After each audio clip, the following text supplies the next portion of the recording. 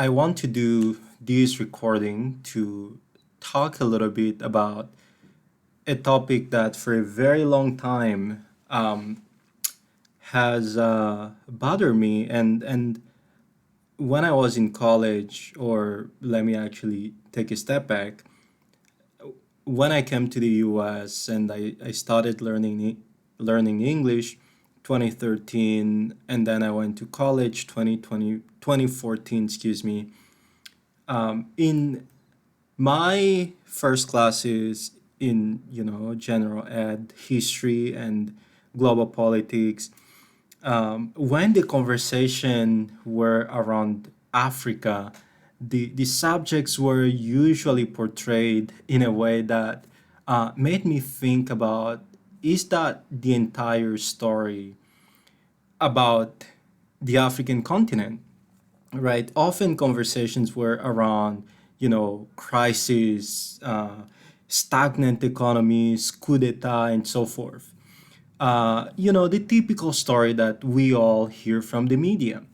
And because I was really curious, I wanted to understand, okay, okay, if that was the whole story, that we live, or I was from a continent that was chaotic, that supposedly our history began after the Europeans arrived to the continent, and before that we didn't have much culture, much civilization.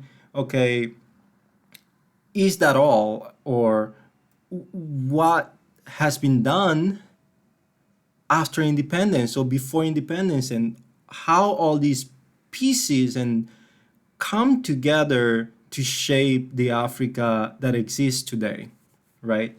So I did some research in college around historical perspective, a little bit of economics, and in my MBA, I paid less attention to that because of some changes that was taking place in my mindset. And recently, I was reflecting about what I saw some news on LinkedIn. Angola's finance minister was in DC in the, I believe, the Commonwealth finance minister conference or meeting, and then there was also a central bank's governors conference in DC last August. I'm doing this video in 2022, by the way, for those who are gonna see this in the future. And one thing that kept me thinking and wondering as I was following this news is a lot of the finance minister and central bank governor from part of the world that I'm from, Angola and other African countries and other emerging economies, right? Their perspective, where we're doing everything we can to help our country stay afloat, uh, being able to service our debt and so forth, right?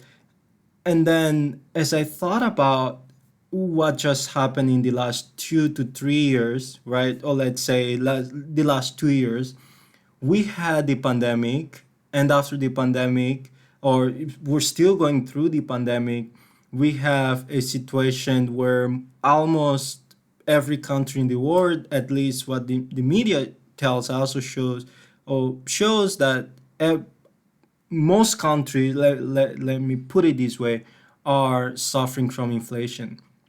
But that's not the worst of it. African countries are actually the ones suffering the most from inflation, right? And it made me think, why, right? If we look historically, most African countries have been in inflationary periods for the last 5, 10 years. Angola, for example, our inflation rate for the last 5 years since 2013, I believe, has been above 20%, right? In the US, inflation has been around 2% the Federal Reserve target, and when it gets to 5% is a nightmare. Uh, right now, inflation is above 8%, by the way, in the US. In the UK, it's getting close to double digit, I believe 9.9%. The EU region is around 9% or so. So in Ghana right now, for example, inflation is just absurd. Like prices have gone through the roof. Zimbabwe has been a place where we've seen inflation above 100%, for example. And when I think about all these things, and the news in the media, the conversation around, okay, why are African countries macroeconomics so terrible, or why there is so much economic instability in many of these countries. I don't think the conversation should start there, right? Rather, we should be asking about, okay, what is happening worldwide that African economies are simply suffering because of the casualty they find themselves in, okay? Because the US, for example, the last 2 years literally had QE, quantitative easing, where they pumped $7 million, $7 trillion, excuse me, in the economy to rescue its own economy, its own people, to bail out small businesses, to provide free money to almost everybody. How many, and by the way, to do that, the US had to borrow a little bit of money, right, in trillion. And by the way, it borrowed at very low rate. The EU zone did the same thing. Many countries in Europe provided their people, their businesses, massive bailout, right? Which, we know there is a lot of people preaching about free market, and we know it's only free as long as it works for the developed countries agenda, right? Countries like mine, it's not really the case. So that's besides the point. But what I'm trying to say is Africa is suffering from the economic policies and decisions that the developed world is making. Okay?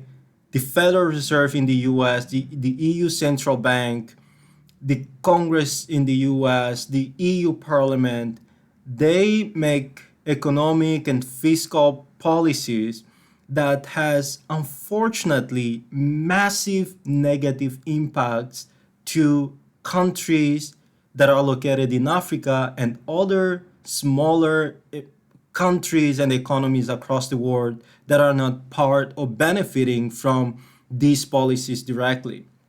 And inflation that we're seeing in Africa, please forgive me, I am not saying the war in Ukraine should continue, but what I'm trying to say is Russia's invasion of Ukraine is not a major player in contributing to Africa's major problem we're seeing right now. I would say the major driver of Africa's inflation is actually the trillions of dollars and euros that were pumped into the developed world that needed a place to go, and there isn't. And unfortunately, African countries, when European countries, North American countries were borrowing money, they couldn't. Most of African countries could not even borrow money because lenders were very skeptical, were very conservative, and were very reluctant into providing financing, right? And we need to put things into perspective. Africa isn't, we can blame all day the African elite. We can sit there and blame all day, all night, the historical events that happen throughout our history as African, but we have to look into what is happening today as well. We can't change anything in history, but we can very well change what is happening today. To African finance ministers and central governors, it's really important to understand what is happening into our economies, right? We can go back in history to address slavery, to address, you know, colonialism, but the finance system in the world right now is set up in a way that is not allowing our economies to thrive, because we're being handicapped by the way the financial market works, right? A hedge fund in Europe or in the US, if it decides to take a position short Nigeria's currency, we're gonna see Nigeria's economy crashing because a group or a small group of people decide to take a position against Nigeria's currency. And unfortunately, we're not at a place yet where African countries come together and make their finance decisions together for the prosperity of African people, right? So the point is, as a continent, we still have a long way to go, but people living in the US, like me, and US people, decision makers, it's really important to understand the comfort of life that we are living here. It comes oftentimes at the expense of other people in other parts of the world. I am not making this video to blame the American people and those who live in this country and enjoy the privileges that this country offer. But I think it's important to start having this conversation, right? When you're going to the poll and vote, you have to be mindful that whoever you're voting to the office is going to be making decisions that not only impact your life in the US, but their decisions and the way they vote in Congress or Senate and who they appoint as the Secretary of the Treasury or at the Federal Reserve, they're going to have a major influence and impact in the world's well-being or stability, financial instability, stability rather. So here's where I want to stop, right? Um, I'm not really sure, right, how we can address this situation or what needs to be done to make to protect African economies and the economies of other countries in the developing world. But here's what I know we can start doing, right? The larger economies, larger countries have to become mindful about how they are making their economic policies and the impact in other economies around the world, right? Because we can continue the same path we have been going, right? We make borrowing unaffordable to most developing countries, and we at the same time tell them you have to improve your education system, you have to improve your healthcare system, and all these things cost money. Not that corruption is not part of the problem, but by no means I'm saying that, but what I'm saying is the economic decisions made here in the US have a major impact in countries across Africa, and that's a reality, right?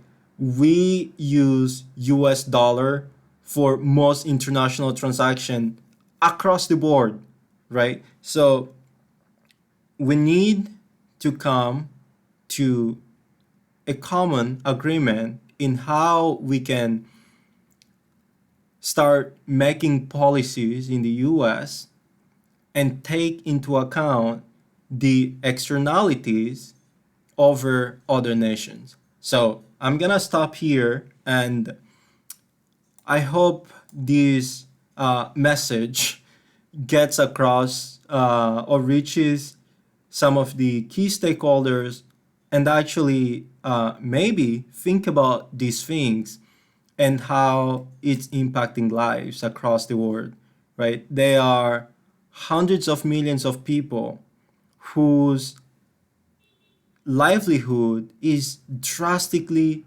affected and negatively impacted in Africa because of the economic decision that prospered people in the United States.